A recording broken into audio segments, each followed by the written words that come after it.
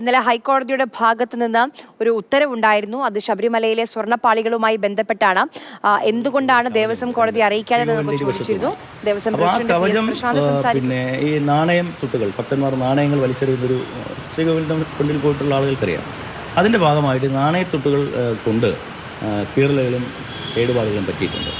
അപ്പോൾ അത് ബഹുമാനപ്പെട്ട രണ്ട് തന്ത്രിമാരും അത് റെക്കോർഡിക്കലായി ഞങ്ങൾക്ക് തന്നു, അത് മാറ്റണം. അങ്ങനെ ഒരു ഒരു ഒരു കേടുപാട് പറ്റിയ കാര്യം ശ്രീകോവിലിൻ്റെ ഫ്രണ്ടിൽ ഇരിക്കാൻ പാടില്ല എന്ന് പറഞ്ഞു. അതനുസരിച്ച് ഞങ്ങൾ ബോർഡ് തീരുമാനമെടുത്ത് ഇതിനെ ഞങ്ങൾ ചുമതലപ്പെട്ട ഉദ്യോഗസ്ഥർ എന്ന് പറയുന്നത് തിരുവാഭരണ കമ്മീഷണറാണ്. തിരുവാഭരണ കമ്മീഷണറുടെ നേതൃത്വത്തിൽ അവിടെ എത്തി.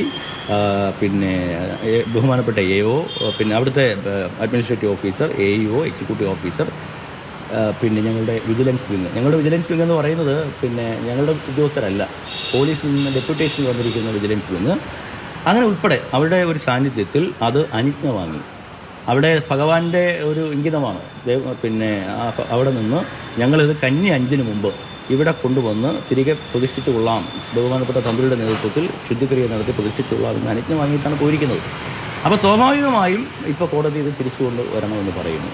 പക്ഷെ അത് അവിടെ കൊണ്ടുപോയി ഇത് ഇലക്ട്രോപ്ലേറ്റിംഗ് ആണ്, രാസപ്രക്രിയയാണ്. അപ്പോൾ അതിൻ്റേതായ ചില പ്രശ്നങ്ങളുണ്ട്. അത് തിരിച്ചു കൊണ്ടുവരുവാൻ ഇപ്പോൾ നിലവിൽ ഒരു അസാധ്യമായൊരു കാര്യമാണ്. അപ്പോൾ അത് ഞങ്ങളിന്ന് ബഹുമാനപ്പെട്ട കോടതിയുടെ ശ്രദ്ധയിൽ ഞങ്ങൾ പെടുത്തി അതിൻ്റെ ഒരു റിവ്യൂ വാങ്ങാനാണ് ഞങ്ങൾ നിൽക്കുന്നത്. അപ്പോൾ അതിനെ സംബന്ധിച്ചിടത്തോളം വ്യാപകമായ വ്യാജ പ്രചരണങ്ങളാണ് നടക്കുന്നത്. ഞങ്ങൾ ദ്വാരപാലകന്മാരെ എടുത്തുകൊണ്ട് പോയി ഞങ്ങൾ എന്തോ വലിയ അപരാധം ചെയ്തു എന്ന മട്ടിലാണ്. ആചാരങ്ങളും അനുഷ്ഠാനങ്ങളും പാലിക്കുക എന്നുള്ളത് ദേവസ്വം ബോർഡിൻ്റെ ബാധ്യതയാണ്. അത് ചെയ്യുക മാത്രമാണ് ഞങ്ങൾ ചെയ്തത്. കോടതിയുടെ ഒരു അനുമതി തേടേണ്ടതല്ലേലും അല്ല, ഇതൊക്കെ സാങ്കേതിക പ്രശ്നമാണ്, തികച്ചും ഒരു സാങ്കേതിക പ്രശ്നമാണ്. ആ ഒരു സാങ്കേതിക പ്രശ്നത്തിൻ്റെ പേരിലാണ് ഇത് സംഭവിച്ചിരിക്കുന്നത്. അത് നമുക്ക് ആലോചിക്കാം. സാങ്കേതിക പ്രശ്നവുമായി ബന്ധപ്പെട്ട് എന്തെങ്കിലും അത് എന്താണ് ബോർഡ് തീരുമാനിക്കുന്നത് നമുക്ക് ആലോചിക്കാം. പക്ഷേ ഇതിനെ സംബന്ധിച്ചിടത്തോളം ഇപ്പോൾ വന്നിരിക്കുന്നൊരു കാര്യം ഇത് ഇമ്പോസിബിൾ ആയിട്ടുള്ളൊരു കാര്യമാണ്. കാരണം ബഹുമാനപ്പെട്ട കോടതി ഇതിനെ ഒരു ഇന്ററിം ഓർഡർ പറഞ്ഞു. പക്ഷേ അത് ഒരു അസാധ്യമായ കാര്യമാണ്. അതുകൊണ്ട് അത് റിവ്യൂ ആയി ബഹുമാനപ്പെട്ട കോടതിയുടെ സ്ഥിതി ഞങ്ങൾ പെടുത്തിയിട്ടുണ്ട്. ഇന്നലെ വലിയ വിമർശനമാണ് കോടതിയിൽ നിന്നുണ്ടായത്. അപ്പോൾ അത് ബോധ്യപ്പെടുത്താൻ കഴിയുമോ? അല്ല, കോടതി പറഞ്ഞത് പ്രൊസീജിയർ ലാപ്സ് ഒന്നും അല്ല കോടതി പറഞ്ഞത്. പിന്നെ സ്പെഷ്യൽ കമ്മീഷൻ അറിയിച്ചില്ല എന്നുള്ളത് അത് സാങ്കേതികമാണ്. ആ സാങ്കേതിക പ്രശ്നം മാത്രമാണല്ലോ. പക്ഷേ അതിൻ്റെ പേരിൽ ഞങ്ങൾ ദേവസ്വം ബോർഡിനെതിരെ നടന്ന പ്രചരണം എന്താ? ദ്വാരപാലകരെ എടുത്തുകൊണ്ട് ഒരു ചാനലിൽ വന്ന്, അത് നവമാധ്യമമാണെന്ന് തോന്നുന്നു, ചന്ദ്രഗ്രഹണത്തിൻ്റെ മറവിൽ സ്വർണ്ണക്കടത്ത് എന്ന് പറഞ്ഞിട്ടാണ് പ്രചരണം വരുന്നത്. ഞങ്ങൾ ആചാരങ്ങളും അനുഷ്ഠാനങ്ങളും ഞങ്ങൾക്ക് പ്രധാനമാണ്. അത് തന്ത്രിയുടെ വാക്കാണ് അതിൻ്റെ അന്തിമ വാക്കെന്ന് പറയുന്നത്. അപ്പോൾ സ്വാഭാവികമായും ആചാരങ്ങളും അനുഷ്ഠാനങ്ങളും സംരക്ഷിക്കുകയാണെങ്കിൽ ഞങ്ങൾക്ക് ബാധ്യതയില്ലേ? ഞങ്ങളത് ചെയ്തു.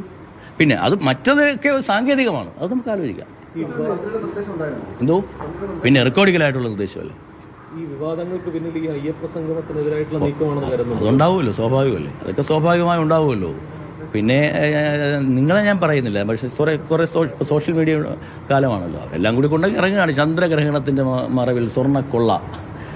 അതായത് ഇന്നിപ്പോൾ ഒരു 1-2 പത്രങ്ങൾ പറഞ്ഞ 360 പവൻ എന്നാണ്. 360 പവൻ എന്ന് വെച്ച് കഴിഞ്ഞാൽ ആ ശ്രീകോവിലും വാതിലും ഒക്കെ ഉൾപ്പെടെയാണ്. വെറും 16 ഗ്രാമിൻ്റെ കാര്യം. അത് മാത്രമല്ല, ഇത് ഒരു പൂർണ്ണമായൊരു ഭക്തൻ സമർപ്പിച്ചതാണ്. പിന്നെ ഇതിൻ്റെ ഈ പറയുന്ന 2 കാര്യങ്ങളാണ്. ഒന്ന്, ഇതിൻ്റെ ആധികാരികത, ഒരു ക്രിയേറ്റീവ്. അത് സത്യത്തിൽ ദേവസ്വം ബോർഡിൻ്റെ നേതൃത്വത്തിൽ എത്രയോ കൊടിമരങ്ങൾ, അത് ഞങ്ങളുടെ മാത്രമല്ല, എത്രയോ തിരുവിതാംകൂർ ദേവസ്വം ബോർഡിൻ്റെയും മറ്റ് ദേവസ്വം ബോർഡുകളുടെയും കൊടിമരങ്ങളും ഒക്കെ ചെയ്യുന്ന പ്ലേറ്റിംഗ് ആധികാരികമായൊരു സ്ഥാപനമാണ്. ഇത് സംഭവിച്ചു പോയത്, ഇതെന്തുകൊണ്ട് ഇത് സംഭവിച്ചു എന്ന് ചോദിച്ചാൽ, കാണിക്കേറിയാണ്, സ്പീഡിലാണ് എറിയുന്നത്. പ്രതീക്ഷയ്ക്കും ഇവരൊക്കെ ശബരിമല റിപ്പോർട്ടിങ് വന്നിട്ടുള്ള ആളുകൾക്ക് എറിയെന്ന് പറഞ്ഞാൽ ചിലപ്പോൾ എൻ്റെയൊക്കെ ഫ്രണ്ടിൽ വരെ എറി വീഴാറുണ്ട്, തലയിൽ വരെ. അപ്പോൾ ആ എറിയിൽ സ്വാഭാവികമായി കവചത്തിന് കീറലുകൾ സംഭവിച്ചു, പൊട്ടലുകൾ സംഭവിച്ചു. അത് പാടില്ല, അവിടെ ഇരിക്കാൻ പാടില്ല. അത് ബഹുമാനപ്പെട്ട തന്ത്രിയുടെ റെക്കോർഡിക്കലായ കത്ത്, 2 തന്ത്രിമാരുടെയും റെക്കോർഡിക്കലായ കത്തിൻ്റെ അടിസ്ഥാനത്തിലാണ് ഞങ്ങൾ അവിടെ വന്ന് അനുജ്ഞ വാങ്ങി മഹസർ തയ്യാറാക്കുന്നു.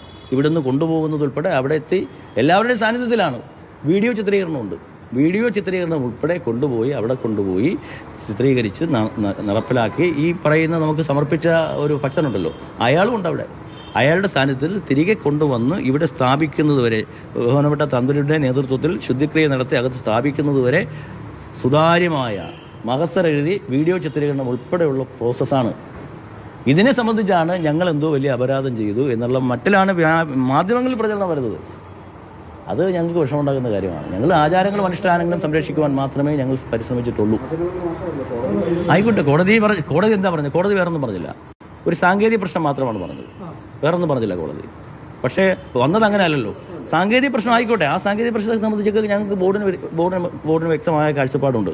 അത് നിയമവിദഗ്ധരുമായി കൂടി ആലോചിച്ച് അതിൻ്റെ കാര്യങ്ങൾ നമ്മൾ തീരുമാനിക്കും. അത് പോട്ടെ. ഞാൻ പറയുന്നത് ഒരു സാങ്കേതിക പ്രശ്നമാണ്, തികച്ചും ഒരു സാങ്കേതിക പ്രശ്നം. അതിൻ്റെ പേരിൽ ഇങ്ങനെയാണോ ഞങ്ങൾ വേട്ടയാടേണ്ടത്? ദേവസ്വം ബോർഡ് കള്ളന്മാരാണ്, കൊള്ളക്കാരാണെന്ന് കോടതി പറഞ്ഞിട്ടില്ല, പക്ഷേ മാധ്യമങ്ങൾ പറയുകയാണ്. ചന്ദ്രഗ്രഹണത്തിൻ്റെ മട്ടിൽ സ്വർണ്ണക്കൊള്ള, ഇങ്ങനെയൊക്കെ പറയാൻ പാടുണ്ടോ? അതാണ് ഞാൻ നേരത്തെ ഏഷ്യാനെറ്റിനോട് പറഞ്ഞത്. ഞങ്ങൾ 236 കോടി രൂപ ഞങ്ങൾ കൊടുക്കണമെന്ന് പറഞ്ഞു. ബഹുമാനപ്പെട്ട ഹൈക്കോടതിയുടെ ഒരു ഉത്തരവ് വന്നു. അതൊരു കേസുമായി ബന്ധപ്പെട്ടാണ്. ഞങ്ങൾ പോയി സുപ്രീം കോടതിയിൽ പോയാൽ 236 കോടി രൂപ കൊടുക്കണ്ട, ദേവസ്വം ബോർഡ് തരുന്നത് വാങ്ങിച്ചുകൊണ്ട് പോയിക്കൊള്ളണം എന്ന് പറഞ്ഞു. ബഹുമാനപ്പെട്ട വി ഗിരി സാർ, സീനിയർ അഭിഭാഷകൻ്റെ സുപ്രീം കോടതിയിൽ ഹാജരായി. ഞങ്ങൾക്ക് വാങ്ങിച്ചു 236 കോടി രൂപയുടെ 236 കോടി രൂപ കൊടുക്കേണ്ടി വന്നത് നിങ്ങളുണ്ടല്ലോ. ഈ ബോർഡ് പ്രതിസന്ധിയിലായിപ്പോയനെ, നമ്മുടെ ജീവനക്കാരുടെ ശമ്പളം മുടങ്ങിയേനെ, ഒരു വരി വാർത്ത വന്നില്ല. അല്ല, ഞങ്ങൾ അത് പറ്റില്ല, അത് ഇമ്പോസിബിൾ ആണ് എന്ന് പറഞ്ഞിട്ടാണല്ലോ ഇന്നിപ്പോൾ കോടതിയിൽ ഞങ്ങൾ റിവ്യൂ ഹർജി കൊടുക്കുന്നത്. കാരണം അത് ഇലക്ട്രോപ്ലേറ്റിങ്ങും രാസപ്രക്രിയയുമായി നിൽക്കുകയാണ്. അപ്പോൾ സ്വാഭാവികമായും അതിന് പ്രായോഗികപരമായ ബുദ്ധിമുട്ടുകളുണ്ട്. അത് ബഹുമാനപ്പെട്ട കോടതിയെ റിവ്യൂ ആയി ഞങ്ങൾ അവതരിപ്പിച്ചു. രണ്ട് കാര്യങ്ങൾ വ്യക്തമാക്കണം. അതായത് ഈ ഇലക്ട്രോപ്ലേറ്റിംഗ് ചെയ്യുന്നത് സന്നിധാനത്ത് വെച്ച് ചെയ്യാൻ കഴിയുന്ന ഒരു പ്രോസസ്സാണോ? അല്ല, ഇലക്ട്രോപ്ലേറ്റിംഗ് എന്ന് പറഞ്ഞാൽ അത് ഒരു പ്ലേറ്റിംഗ് അല്ലേ, അത് സന്നിധാനത്ത് അതൊരു വലിയ മെക്കനൈസേഷനായി രാസപ്രക്രിയ, അതെല്ലാം കൂടെ കൊണ്ട് അവിടെ എങ്ങനെ വയ്ക്കാൻ പറ്റും? മാത്രമല്ല ഞങ്ങളിത് ചെയ്തത് ഒരു ക്രിയേറ്റീവ് അതൊരു ആധികാരികമായ സ്ഥലമാണ്. കാരണം ഞങ്ങളുടെ എത്രയോ കൊടിമരങ്ങൾ പ്രശാന്ത് സംസാരിക്കുകയായിരുന്നു. ശബരിമല സ്വർണ്ണപ്പാളി വിവാദത്തിലായിരുന്നു ദേവസ്വം ബോർഡ് പ്രസിഡന്റിന്റെ പ്രതികരണം. ഇതിൽ നമ്മൾ മനസ്സിലാക്കേണ്ടത്, ഇപ്പോൾ ഹൈക്കോടതിയുടെ ഭാഗത്ത് നിന്ന് എത്രയും പെട്ടെന്ന് ചെന്നൈയിലേക്ക് അറ്റകുറ്റപ്പണികൾക്കായി കൊണ്ടുപോയി രാസപ്രക്രിയ ആരംഭിച്ചു കഴിഞ്ഞു, ഉരുക്കി എന്നുള്ളതാണ് ദേവസ്വം ബോർഡ് പറയുന്നത്. പക്ഷേ ഹൈക്കോടതി പറയുന്നത് എത്രയും പെട്ടെന്ന് തിരിച്ചു കൊണ്ടുവരണം എന്നുള്ളതാണ്. ഇതിൽ ഇന്ന് തന്നെ റിവ്യൂ ഹർജി നൽകാനാണ് ഇപ്പോൾ ദേവസ്വം ബോർഡ് ആലോചിക്കുന്നത്. ദ്വാരപാലക വിഗ്രഹങ്ങളിലെ സ്വർണം ഉരുകിപ്പോയി, ഇത് പരിഹരിക്കാൻ നിർമ്മാണം തുടങ്ങിയെന്നാണ് ദേവസ്വം ബോർഡിന്റെ നിലപാട്. ഇവ തിരികെ സന്നിധാനത്തെത്തിക്കണമെന്ന ഉത്തരവ് തിരുത്തണം. ശില്പത്തിൽ നിന്ന് പാളികൾ ഇളക്കിയെടുത്ത് വീഡിയോ ചിത്രീകരിച്ചിരുന്നു. സുതാര്യമായാണ് എല്ലാം ചെയ്തതെന്നാണ് ദേവസ്വം ബോർഡിന്റെ നിലപാട്. എസ് രാഗിൻ വിവരങ്ങളുമായി നമുക്കൊപ്പം ചേരുന്നുണ്ട്. രാഗിൻ, ഒരു കമ്മീഷണർ ഉണ്ട് ദേവസ്വത്തിന്, അങ്ങനെയാണെങ്കിൽ എന്തുകൊണ്ട് അറിയിച്ചില്ല എന്നുള്ള കാര്യമാണ് കോടതി ചോദിക്കുന്നത്. തിരികെ കൊണ്ടുവരിക പ്രായോഗികമല്ല എന്നും ദേവസ്വം ബോർഡ് പറയുന്നു. ഇന്നിപ്പോൾ റിവ്യൂ കൊടുത്തിട്ട് എന്താണ് പ്രതീക്ഷിക്കുന്നത്?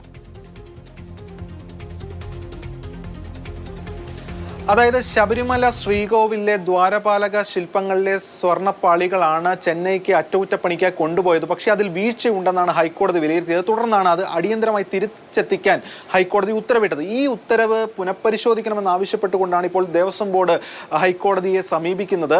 അതായത് ദേവസ്വം ബോർഡ് പറയുന്ന കാര്യങ്ങൾ ഇതാണ്. അതായത് ഒരു തരത്തിലുള്ള പ്രശ്നങ്ങൾ അല്ലെങ്കിൽ ഒരു തരത്തിലും ഇതിൽ ഒരു ക്രമക്കേടോ മറ്റു കാര്യങ്ങളോ നടന്നിട്ടില്ല. സുതാര്യമായിട്ടാണ് കാര്യങ്ങൾ പോയിട്ടുള്ളത്. മാത്രമല്ല അറ്റകുറ്റപ്പണികൾ ഇതിനോടകം തുടങ്ങിക്കഴിഞ്ഞു, സ്വർണം ഉരുകിപ്പോയിട്ടുണ്ട്, അറ്റകുറ്റപ്പണികൾ തുടങ്ങിക്കഴിഞ്ഞു എന്നടക്കമുള്ള കാര്യങ്ങളാണ് ബോർഡ് വിശദീകരിക്കുന്നത്. പക്ഷേ ഹൈക്കോടതി കഴിഞ്ഞ ദിവസം ശക്തമായിട്ടുള്ള വിമർശനങ്ങളാണ് ഉന്നയിച്ചത്. മാത്രമല്ല ബോർഡിന് വലിയ തോതിലുള്ള തിരിച്ചടിയും നേരിട്ടു. ഇപ്പോൾ മനസ്സിലാക്കുന്നത് ഈ പുനഃപരിശോധന ഹർജി, സാധാരണഗതിയിൽ ഒരു പുനഃപരിശോധന ഹർജി വരുന്ന ഘട്ടത്തിൽ പുനഃപരിശോധന ഹർജിയുടെ സ്കോപ്പ് വളരെ കുറവാണ്. അങ്ങനെ തള്ളുകയാണെങ്കിൽ സുപ്രീം കോടതിയെ സമീപിക്കാനാണ് ഈ ദേവസ്വം ബോർഡ് നീക്കമെന്ന സൂചനകളാണ് ഇപ്പോൾ ഈ ഘട്ടത്തിൽ പുറത്തേക്ക് വരുന്നത്. എന്തായാലും സർക്കാർ നിലവിലെ പശ്ചാത്തലത്തിൽ ഇത് ഗൗരവമായി തന്നെ എടുത്തിട്ടുണ്ട്. AG ആണ്, അഡ്വക്കേറ്റ് ജനറൽ ആയിരിക്കും കോടതിയിൽ ഇതുമായി ബന്ധപ്പെട്ട് ഹാജരാവുക. മാത്രമല്ല ഇതിൽ വീഴ്ച കണ്ടെത്തി എന്നതിന്റെ അടിസ്ഥാനത്തിൽ വിവരങ്ങൾ നൽകിയത്.